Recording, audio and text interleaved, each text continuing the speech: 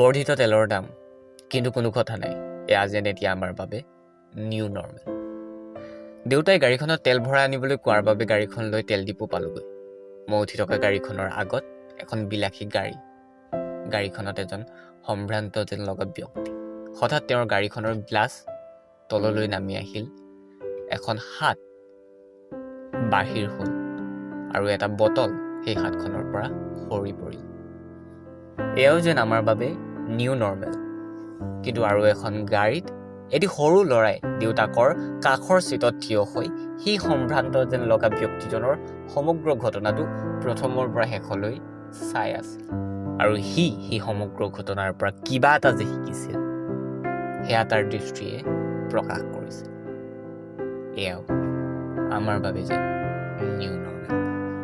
বিলাসী গাড়ীৰ পৰা পানী বটলটো সৰি পৰাৰ লগে লগে অন্য এখন বিলাসী গাড়ীৰ পৰা এজন 50ৰ ঊৰ্ধ্বৰ ব্যক্তি নামি আহিল আৰু সেই বিশেষ পানী বটলটো তুলি কাষতে থকা বিশেষ ডাষ্টবিনত পেলালে।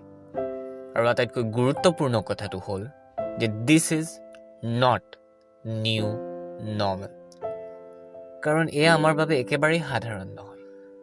বিলাসী গাড়ীখনৰ পৰা নামি অহা সেই বৃদ্ধ ব্যক্তিজনৰ সেই কাম হয়তো কোনেও গুৰুত্ব নিদিলে, কিন্তু দেউতাকৰ কাষৰ চিটত থিয় হৈ সমগ্ৰ ঘটনাবোৰ চাই থকা সেই অকণমানিটোৱে কিন্তু সেই বৃদ্ধ মানুহজনৰ ঘটনাটো প্ৰথমৰ পৰা শেষলৈ পুনৰবাৰ লক্ষ্য কৰিলে। আৰু এইবাৰো যেন সি কিবা এটা এই ঘটনাৰ পৰা শিকিলে।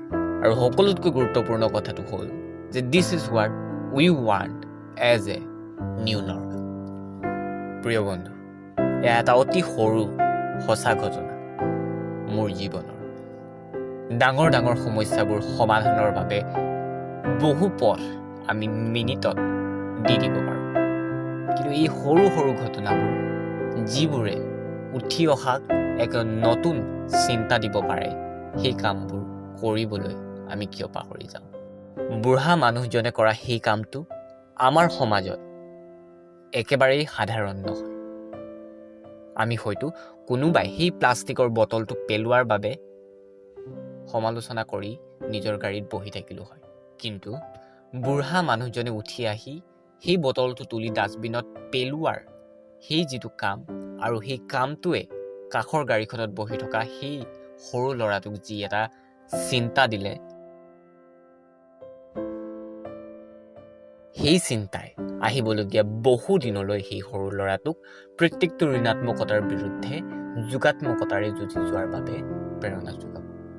প্ৰিয় বন্ধু, আমি হয়তো বহু সময়ত পাহৰি যাওঁ, কেৱল কওঁ আৰু কেৱল শিকাওঁ, কিন্তু যেতিয়ালৈকে আমি কামেৰে কোনো এটা শিক্ষা দিব নোৱাৰিম, তেতিয়ালৈকে কিন্তু সেই শিক্ষা সম্পূৰ্ণৰূপে অৰ্থহীন।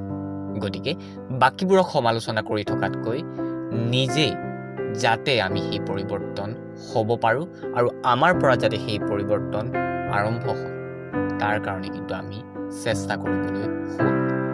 কাৰণ এতিয়া যদি আমি চেষ্টা কৰোঁ, তেতিয়াহ'লে অন্ততঃ আহিবলগীয়া সময়ত এই পৰিৱৰ্তন হ'ব।